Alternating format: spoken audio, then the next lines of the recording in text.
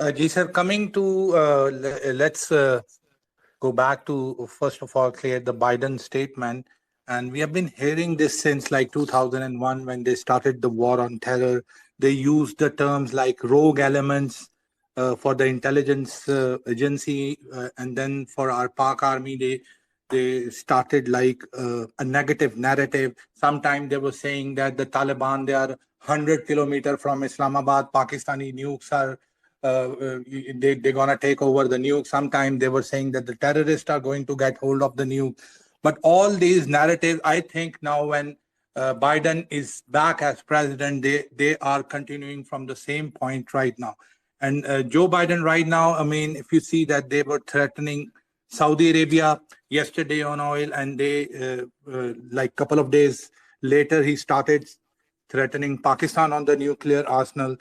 So, but this time there is a different thing that he's not saying it that it's a rogue element or the terrorist groups or the Taliban. He is taking the whole Pakistani nation in it, and he said that Pakistan is the most dangerous nation. Like every one of us is like the most dangerous nation in the world.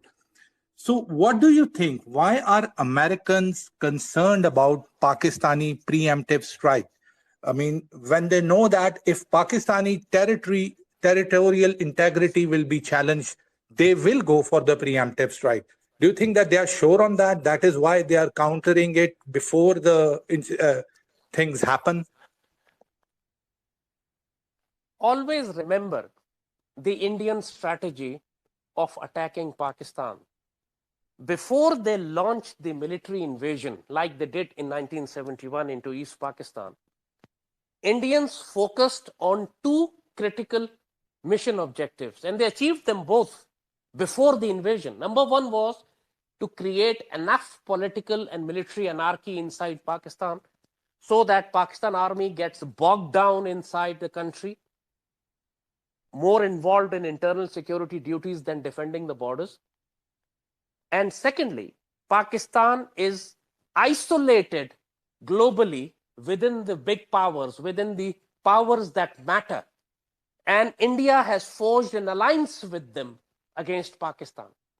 In 1971, India had forged an alliance with Soviet Union and Israel, and they had the tacit support of the Americans.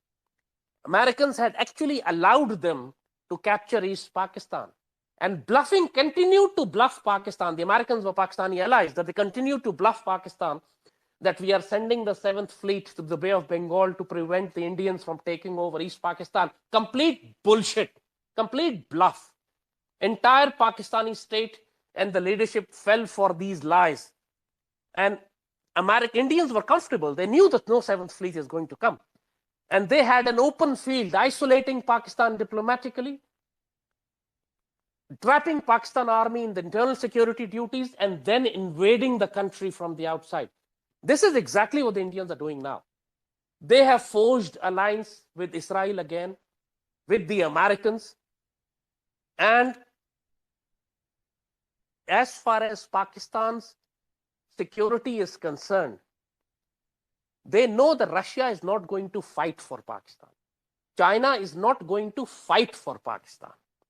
Pakistan will have to fight on its own 2 feet, stand on its own legs, and defend its own honor, land, and territory and property. No other country is going to fight for Pakistan, especially if Pakistanis are not willing to fight themselves. So what the American Indians have done is, for the last 2 years, they were massively preparing for an invasion, conventional weapons, but just last week, they have finally tested their second strike capability from a nuclear submarine launching a nuclear missile. That is the culmination of their preparations required. And immediately after that, the Americans, Biden, first targeted the entire country, you are right. And secondly, they are targeting Pakistan army specifically. You were very right, as you said previously, they were talking about militant groups taking over Pakistan. Now they're not talking about that, because since 2001, they have been creating this propaganda that Pakistani state and its nuclear weapons are going to fall into the hands of the terrorists. The terrorists, which the Americans and CIA and Joint Special Operations Command, JSOC, was launching from Afghanistan themselves. And they were making Hollywood movies giving the perception that Pakistani nukes are going to fall into the wrong hands and American Green Berets and special forces are moving in, entering into warehouses and picking up Pakistani nukes. That kind of bullshit. They were actually predictive programming. They were creating the perception globally that this is how they're going to do with Pakistan. CIA had an assessment that by 2015, Pakistani state will collapse. That is why they had removed Musharraf, because he was still holding the country together. They brought in democracy. They brought in Zardari and Nawaz, who on one hand economically destroyed the country, and on second hand, the Pakistan was literally sent to dogs.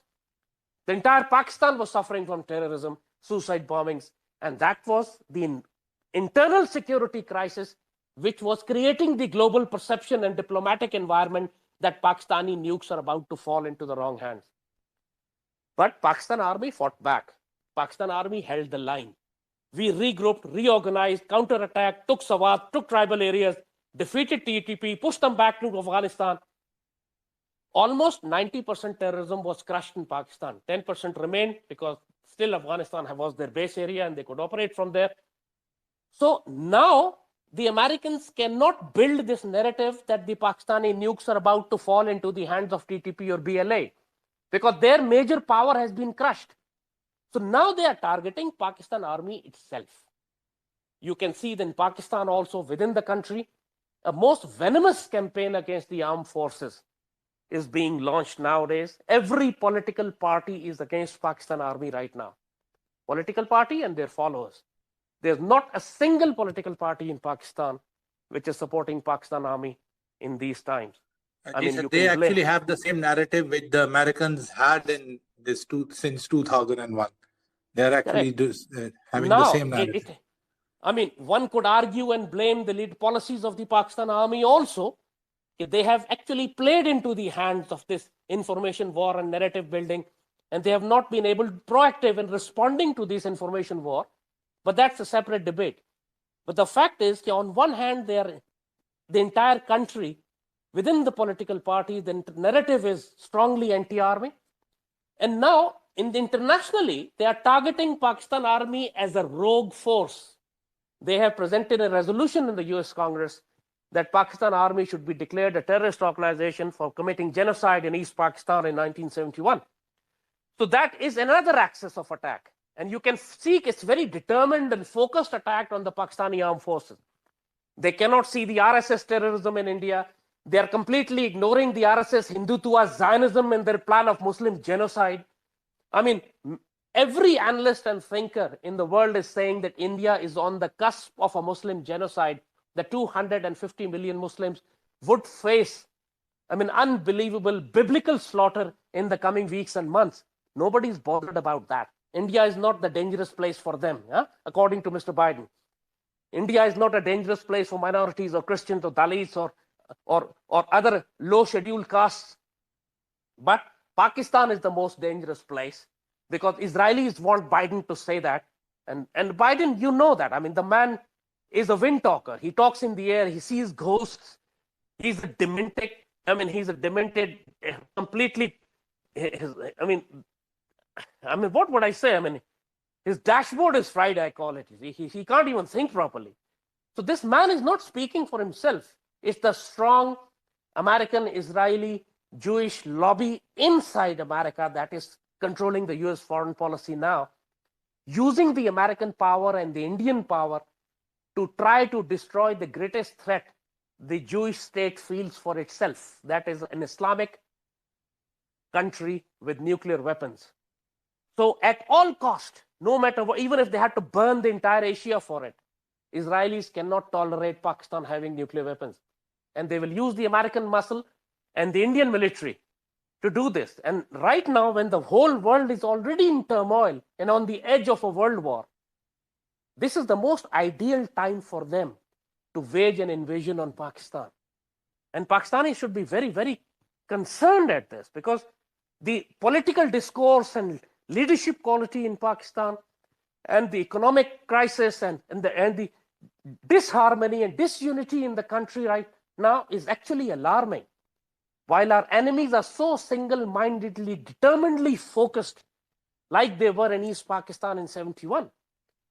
It was not just a military diplomacy or military strategy that won them the war. First, they had won on the information war axis, on the psychological warfare axis, on the diplomatic axis, on isolating Pakistani state from the rest of the world. And only then they were able to achieve the battlefield victory. And right now, all other factors are in place. Only the invasion is remaining. Pakistan is economically challenged. We have very corrupt and poor leadership.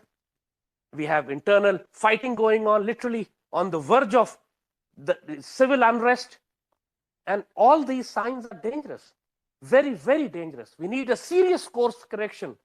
Otherwise, the strategy of the Indians to invade Pakistan and get under our skin, get under our nuclear threshold, enter into our cities and fight an urban war where we cannot make use of the advantage of having our own nuclear weapons, the possibility is very real. We need to be very, very concerned and very, very careful.